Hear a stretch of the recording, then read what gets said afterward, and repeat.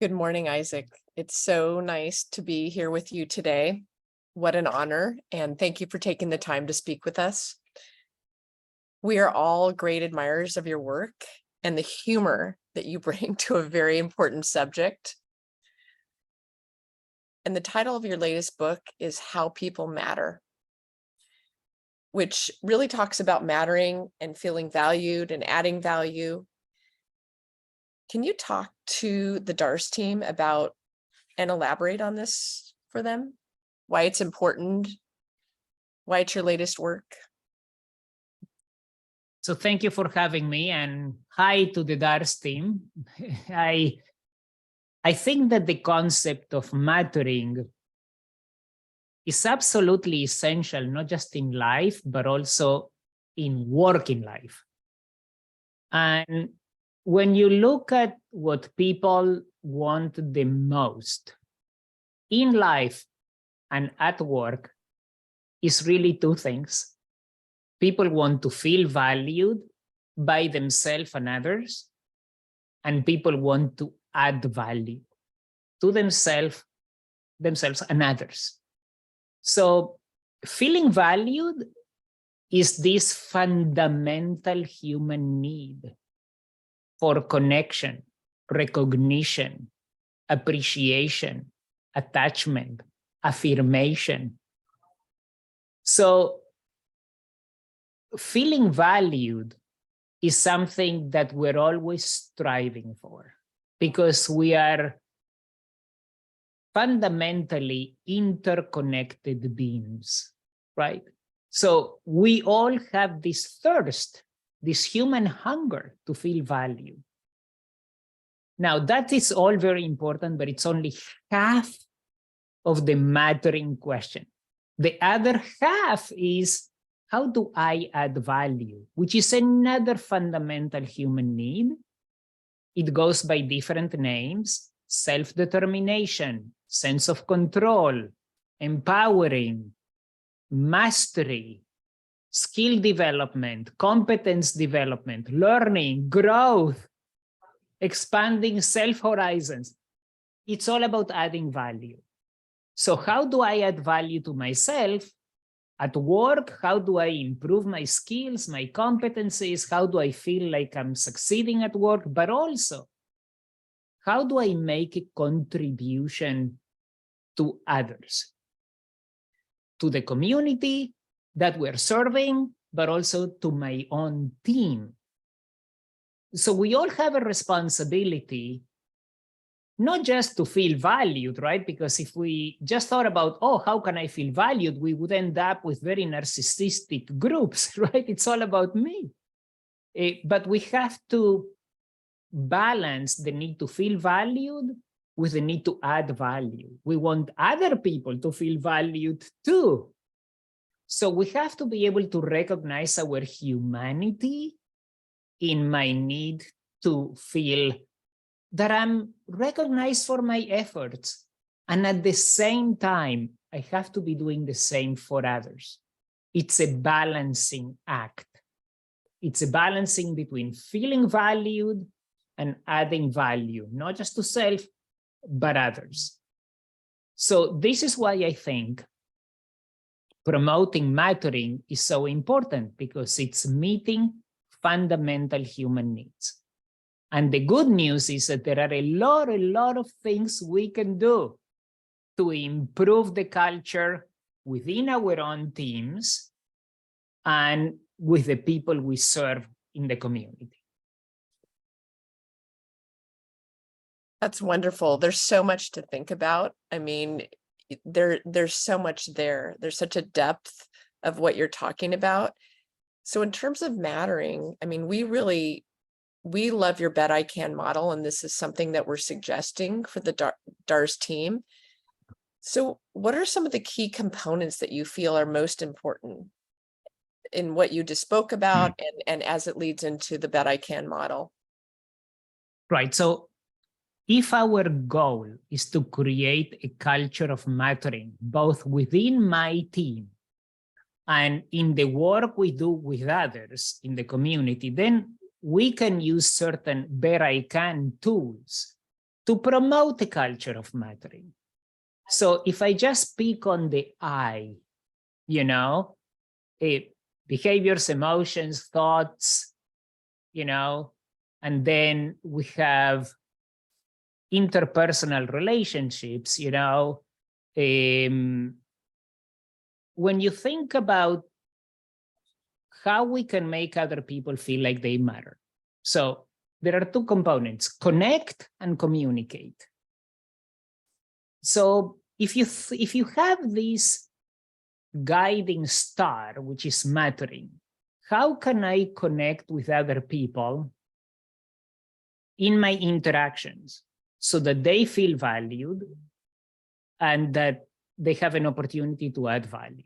So first of all, listening. You know, when you think about interacting, communication is about listening. How can we listen to each other non-judgmentally? How can we ask each other open-ended questions? How can we give others an opportunity to tell us what they are doing well? What is it that other people are doing that is contributing to the community? So you can think about different ways to connect and communicate. And within teams, we often focus on problem solving. You know, we have an agenda, and it's usually maybe 9 out of 10 things is a problem we have to solve, right? So it's really important also to take time and celebrate what other people are doing well, not just what we need to solve, but also let's take time to cheer each other up and take a moment to celebrate what was the highlight of your week. What are you doing well?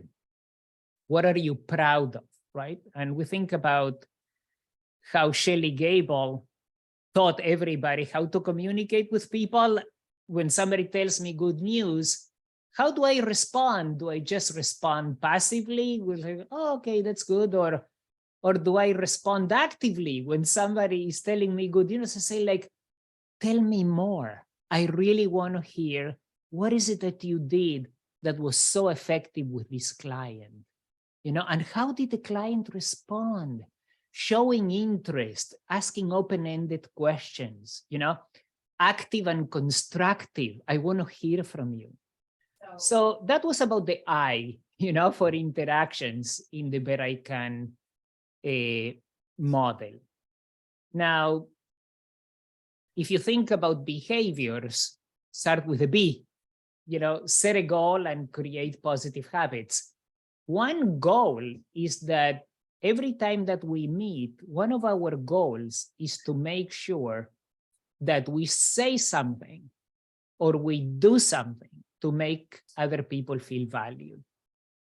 And that I create an opportunity for them to speak, that I do not monopolize the conversation, that I create time and space for other folks just to tell us where they are at, and for me to express gratitude and appreciation. So set a goal, create a positive habit.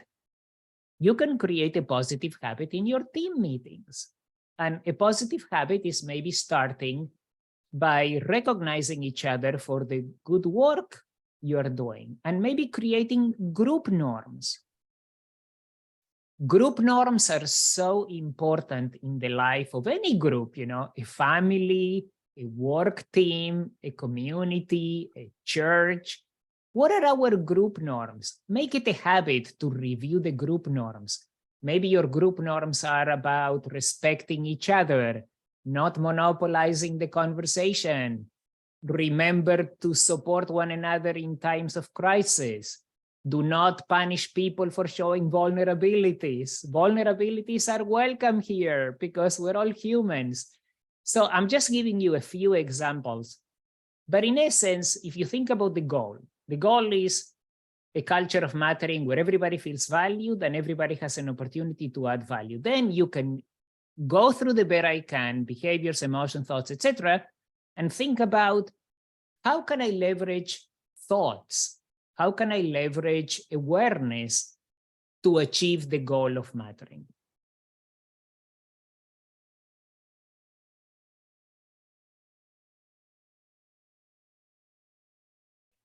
Sorry about that. Isaac, those are such wonderful suggestions. Sometimes that seems easier said than done. Can you dig into that a little bit more? Just in terms of helping the habit creation within the teams. Some people have a hard time being vulnerable, right? I mean, we all have these thinking traps as we know, as human beings. What are some other tools that the team can do to help everybody get to those places where they feel like they can be vulnerable and open themselves up and kind of take little steps? Do you have other suggestions? Yes. First of all, let me empathize with the difficulty of transforming norms, because groups are used to doing things in a certain way. You know, we have an agenda. We don't ask each other, how are you doing? We just dive into things, and we are into work mode. So it helps to remember that when we come to work, we add value in two different fundamental ways. One is productive value. Productive value means, what competencies do I have as a professional to improve the services that we render? I call this productive value. Maybe I have an idea to improve the services, to place people in workplaces that are successful. It's all about, how do I improve the outcome of what we're trying to do? That's productive value. No less important is the relational value that I bring to the workplace. So the relational value has to do with, what climate do I establish in my work team? Do I create a climate of mutual support? Do I create a climate where it's okay to show vulnerabilities? Do I create a climate of risk-taking? When people can take risks and it's okay, you're not going to be punished if you took a risk and you didn't succeed. It's okay. So I think it's important for all the teams to understand that we need to excel at both productive value and relational value. And the relational value is not just in the work I do with clients, it's in the work I do with my colleagues. So then if we understand that, then we have to find mechanisms, habits that will foster relational value in the team. So one of the ways, I can think of two ways to establish norms to foster a culture of mattering. One is by example. So if people take a little courage, this may be the leader of the team or somebody else who can just take the lead in showing a little bit of vulnerability and saying, I need to talk about something that's a little hard. I'm not used to sharing things that are difficult, but I trust you guys that you can hold this space in such a way that I can share something that I'm struggling with and I will get support as opposed to getting scolded. So I think leadership by example is really important. And if I was the leader of the team, I would want to do this myself. Of course, it's easier said than done, because first you have to create a climate of trust. Right? So if I show vulnerability, I know that people will not take advantage of me. So how do I create a climate of trust? So this is part of awareness in the Better I Can model. You know myself, know the issue. How do I develop trust? And trust takes a long time to build, but there is something we can do every time we get together. And these are the essentials of building community. You cannot build a community if you're always talking about productive value and you're not talking about relational value. Because then I'm also bringing to the team my professional facade, and I'm not bringing myself as a full human being. It doesn't mean that your team meetings will become a therapy session. You can just say, we're going to invest the first 5 minutes to talk about how are things going, a little check-in, which can be so healthy. And maybe you take turns. Today, Lara and John will do a little bit of sharing. And next meeting, it will be Kristen and Isaac. And we will just take turns and share a little bit about what's happening with my life. Life happens outside of work too. So how can we bring our full selves to the place? And we do this by creating norms. You just put on the agenda an item that says check-in. And you just spend the time to do that. And then you create norms. And as a team, the more you participate in the creation of the norms, the more you own the norms, right? So I want to make sure that everybody says something about what are our group norms. And I know it may feel a little weird at the beginning. Oh, we never had group norms. What's this now? What's that about? Well, it's about creating relational value. And there are some ways to do that. So we're going to create this list of 5, 7 norms. People speak for themselves. You don't interrupt others, we don't put each other down, et cetera, whatever the norms are. Nobody dominates the discussion.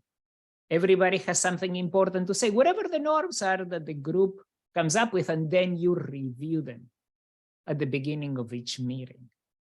And then at the end, if you are the leader, you thank everybody for upholding the norms. So these are some ideas: leadership by example, remembering the importance of relational value, and creating group norms.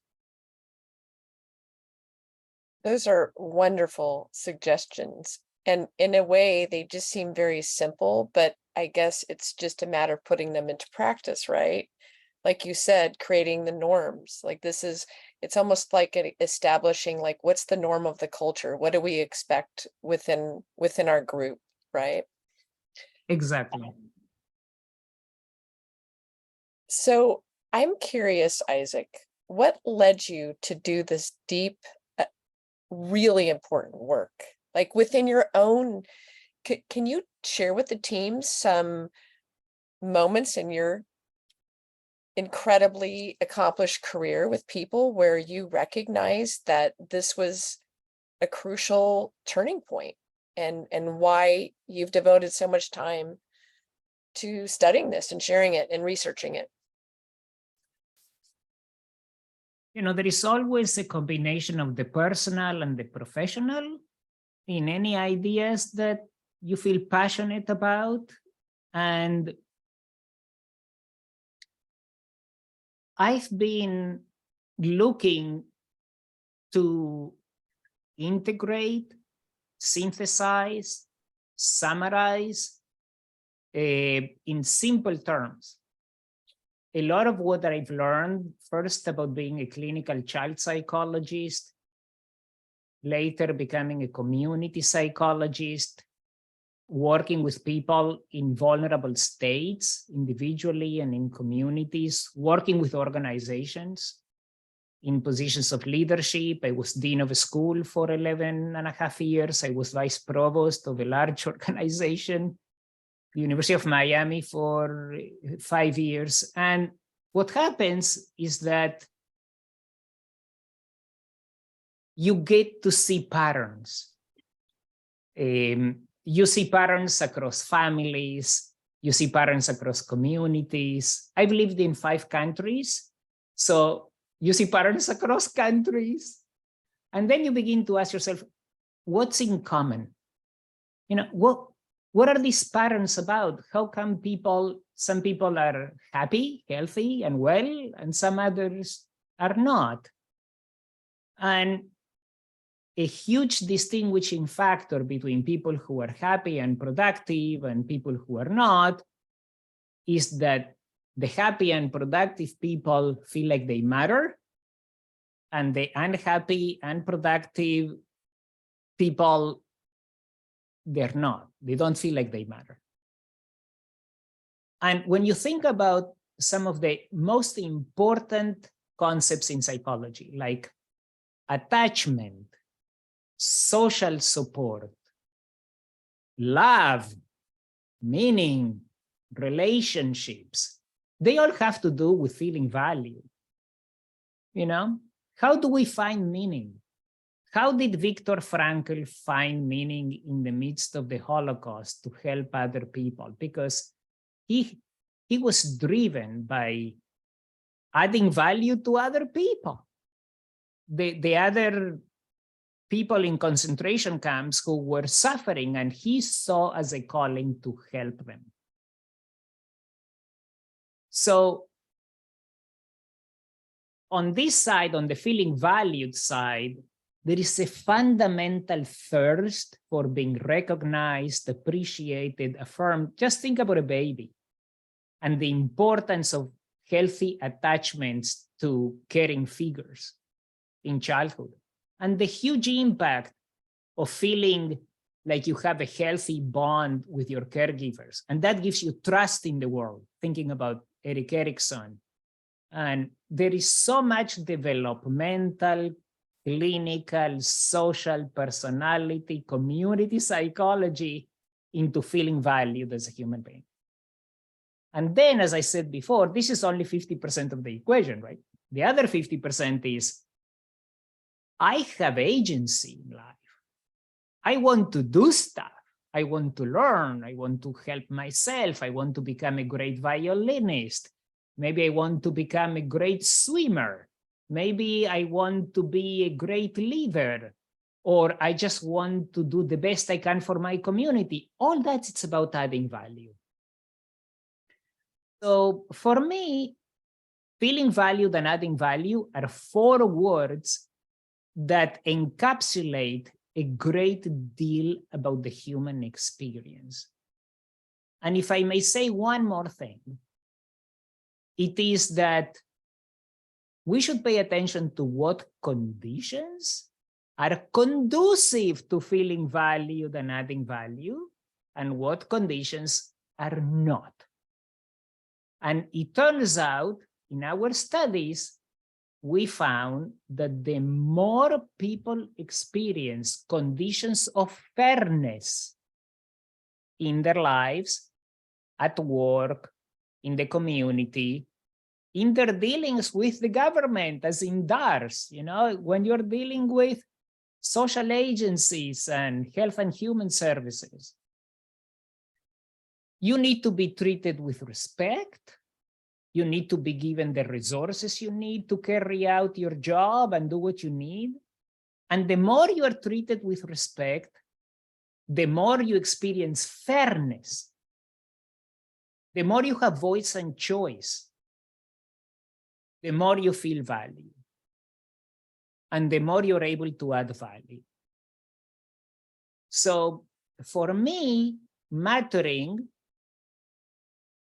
is highly determined by conditions of justice and fairness.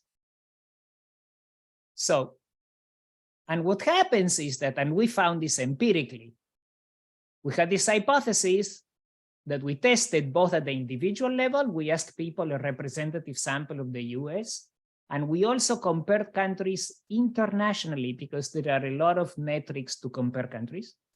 So it turns out that the more you experience justice and fairness in family, communities, workplaces, the more you feel like you matter, because you feel valued and you have more opportunities to add value. And the more you have opportunities to add value, the higher your well-being. So you can think of a triangle. We have fairness and we have wellness, okay? And then here you have another piece of the triangle, which is mattering or worthiness. You know, I feel worthy as a human being. So The more fairness, the more worthiness. The more worthiness, the more wellness. So wellness is impacted by fairness directly and indirectly through mattering. So you can think of these three pillars really of the common good. If somebody asks me, what are the three most important things we can do to promote the wellness of our team, the wellness of our clients, the wellness of society? I would say, if you want wellness, promote fairness and worthiness. These are the preconditions for good outcomes. And I am driven by the promotion of fairness, wellness, and worthiness. You know, I used to say earlier in my work that there is no wellness without fairness. And then I had to revise my own theory because there is no wellness without fairness or worthiness. Because conceivably, you can have many resources. You know, we can give people a lot of resources, but if we don't treat them with respect, the resources are worthless. Because we have to provide people with the fair, objective, material resources, financial help, occupational opportunities, etc. That's crucial. But so is the feeling of worthiness that goes along with that. It's not just a matter of giving services, it's how we give services. It's not just a matter of giving somebody money or opportunities, it's how we give it, right? And the how is as important, if not more, than the what we give. So to summarize, I've done a lot of work individually, in groups, in teams, in organizations, consulted with communities. And I think that these three pillars, wellness, fairness, and worthiness, are absolutely crucial for thriving as an individual, a group, or a community. Isaac, that is so powerful. I feel like everybody needs this course across the country, across the world, because as you touched on earlier, it's like the productive value and the relational, and most organizations and companies out there in the world get very involved in productivity, right? What can you do? How can you do this with good intentions, right? Like DARS, very good intentions. But then the relational part, which leads to, you know, fairness and worthiness and, you know, overall wellness, gets lost in the shuffle of too much focus on productivity. And I feel like you've brought to light such an important element that even people in the wellness field, right, that the DARS employees are trying to help people have better lives. We just get sidetracked as human beings. And it sounds like what you're saying is they need to make it a priority within the organization and within their team. Right. And what happens is that when there isn't fairness, there isn't worthiness, or there isn't wellness, all your creative energies go to defend yourself. So you can think of it as the contrary of the broaden and build theory. You know, Fredrickson talks about the fact that the more positive emotions we experience, the more creative we become. Well, when you don't have psychological safety in the work environment, when you don't have fairness, all your energy goes to that, not to being more creative, not to being more productive, but all your energy goes to either defend yourself because you feel I'm not being treated fairly, I'm not being respected here. So human beings are incredibly sensitive, hypersensitive to fairness violations. There is a long evolutionary reason for it. We're not going to get into that now, but if there are 10 things that are going to draw your attention, and one of them is you experience lack of fairness, 90% of your mental focus goes to that. Right? If there are things drawing my attention, when there is lack of fairness, that's where I go. Because we, human beings, are driven by the pursuit of fairness. And fairness violations feel like an attack on mattering, an attack on worthiness, an attack on wellness.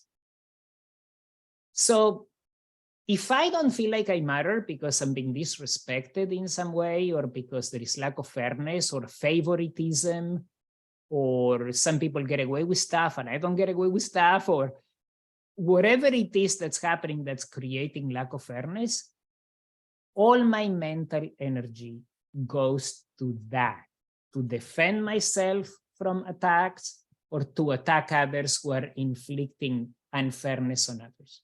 Okay? So basically, if there is no relational value, there is no way to create productive value.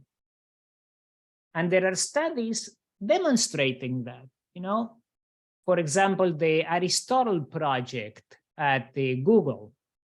There were studies conducted by MIT and Case Western Reserve University where they put people in teams and they want to see which teams are the most productive. Not surprisingly, the most productive teams are those where people use norms of relational value. There is equal participation among members of the team. Nobody monopolizes the conversation. There is high levels of social intelligence. One interesting fact is that the most effective teams have a higher proportion of women in the teams.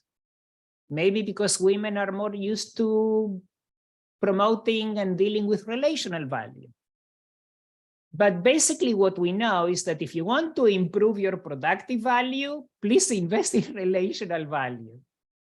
Because if you don't, then, as I said before, all your creative juices go to these little injustices that you feel are taking place. Oh my God, Isaac is talking forever and John can never put a word edgewise, and you begin to think about all these little things, these microdynamics. If the microdynamics are not healthy, the macrodynamics are not healthy either. So there are a lot of things we can do to foster voice and choice, feeling like I have a say here.